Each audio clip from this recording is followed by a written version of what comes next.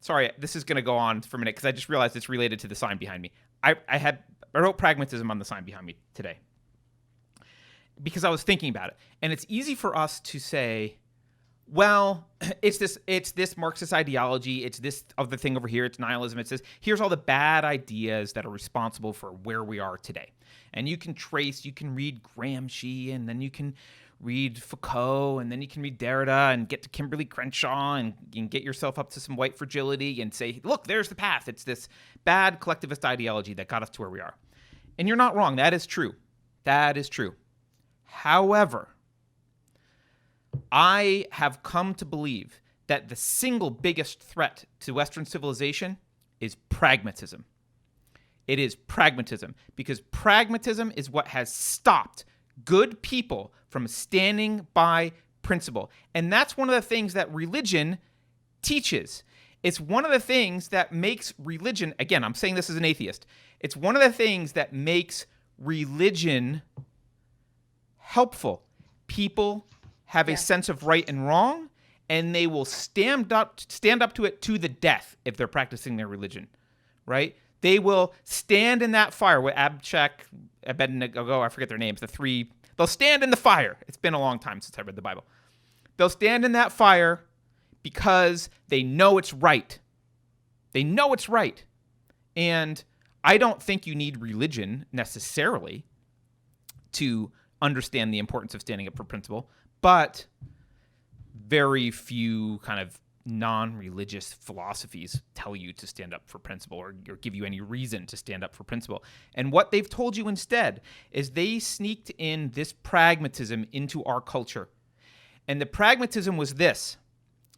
It's this idea that you should compromise everything, that principles aren't actually worth standing up for. You're being ridiculous. You're an extremist if you stand up for a principle. You're not being cooperative. You're not trying to get along. All those things are so much more important than your stupid values of right and wrong. Why don't you just shut up and get along? Do a little compromise.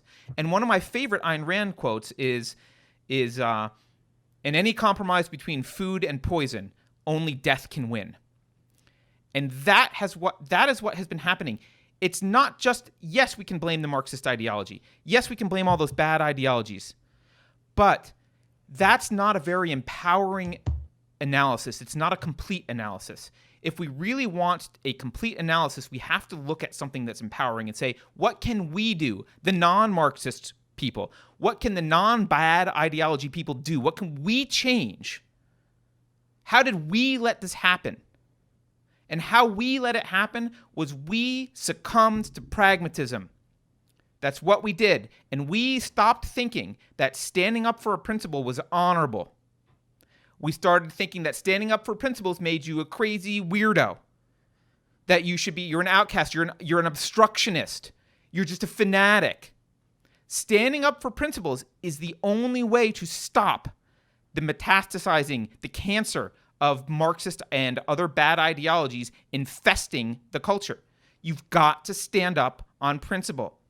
So one thing that we can do to change ourselves is stand up for what you believe in and stop believing that compromise is a moral answer. Compromise is not moral. It is amoral. I'm not saying it's immoral. It is amoral. It's unrelated to ethics. Compromise is not an ethical position. It's not a principle. You know? And an easy way to demonstrate this is pick something that's outrageous. Would you ever say to someone, well, how about just a little bit of rape? No. Rape is evil. No rape. That's a very obvious example. Well, you need to stand on that principle for all of your beliefs. All of them. Because as soon as you say, well, I really care about individual rights, but just a little bit of government over here, just a little bit of compromise over here. Well, you know, truth really matters, but not this thing over here. You're done. You are done. You've accepted pragmatism, and that's how bad ideas infest us. That's how they do it. And I'm not saying that we're wholly responsible. It is the bad ideology that's ultimately responsible. But we do have power, and that power is to stand up and stand on your principles and say something. And if that means losing your job, lose your job. If that means losing friends, lose your friends. You will survive. You will survive. There will be a way. But, and it might be tough. But if you are in this mode where you feel like you have to compromise, every time you compromise your principles, I think you lose a little bit of self-esteem, a little bit of your spirit dies, because deep down, you have this ideal that you know is good, and you know you don't meet it. And look, we all make mistakes. So I'm not saying like never sin. What I'm saying is when you do make a mistake, the only way to maintain your self-esteem in any way, to maintain your spiritual integrity, is to be honest about it and say, I behaved in a way that is bad. I don't like how I behaved. I'm going to try and figure out why I did that and change myself and be better. Not rationalize it away with, or I'm not going to think about it, or I'm just going to drink to forget it, or whatever. That's when your spirit dies. That's when a little bit of you dies. That's when your self-esteem dies. That's when you start hating yourself in the world. That's when that happens. Pragmatism will rot you out from the inside. It will rot you. Don't succumb to pragmatism.